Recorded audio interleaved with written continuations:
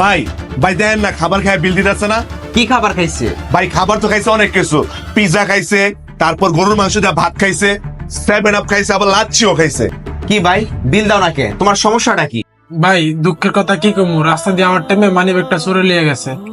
আমার কাছে টাকা নেই ভাই, প্রচুর ক্ষুধা লাগছে দেখে খাইছি। তাহলে এক কাজ করেন, বাসায় ফোন দিয়ে বিকাশ থেকে টাকা আনেন।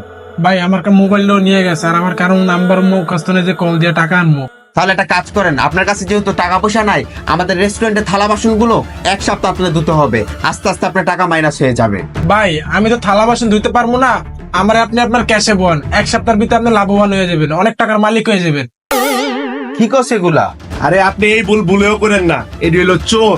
এগুলি যদি ক্যাশে বসান, এক সপ্তাহের ভিতরে আপনার ব্যবসার চাকরি উঠে যাবো গা। দেখতে তো দেখা যাচ্ছে আপনি ভদ্রলোক, কিন্তু এরকম করে কেন খান? ভাই প্রচন্ড ক্ষুধা লাগছিল, হের লেগে তো এত খাউন খাইছি।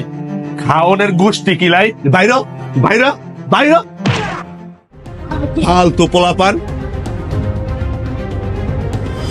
ভাই আপনার ভাত ডাল আর একটা ভর্তা মিলে 120 টাকা হয়েছে ভাই।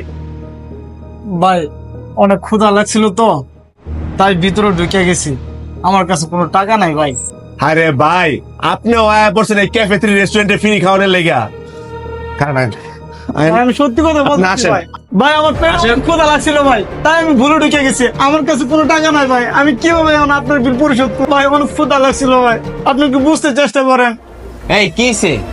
স্যার এই লোকও আসছে আবার ফ্রি খাওয়ার লেগা।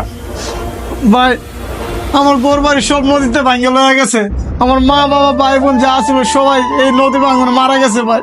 এখন আমি ঢাকা শহরে আইছি কাজের লাগা, কেউ আমার কোনো কাজ দেয় না ভাই, তাই অনেক ক্ষুধা লাগছিল তো আপনার এই রেস্টুরেন্টে ঢুকিয়া কিছু খাইলাম ভাই। এই কিছে ব্যাপারটা? স্যার এগুলি সব বাটপার স্যার, সব এক ক্যাটাগরি স্যার। না স্যার, না স্যার, আমার অবিশ্বাস করবেন না স্যার, আপনি যা কইবেন আমি তাই মাইনা নেব। এই বেটা তুই চুপ থাক, আজকে থেকে তুমি এই রেস্টুরেন্ট দেখাশোনা করবা আমার সাথে সাথে।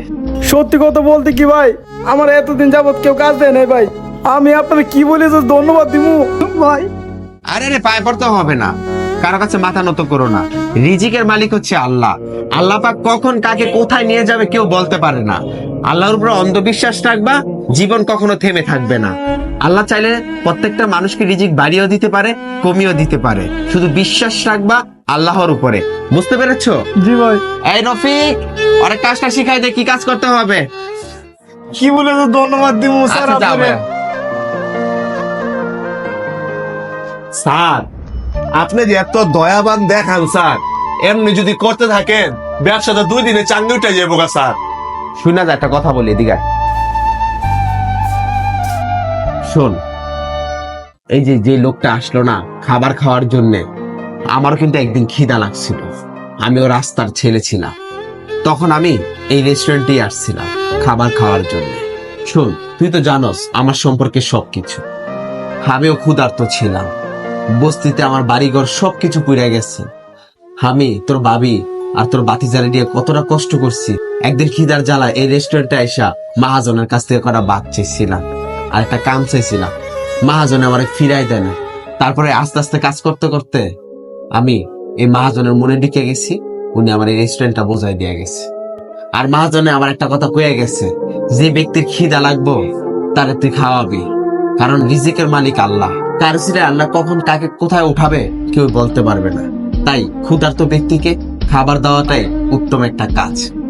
বুঝতে পারছস? আচ্ছা যা,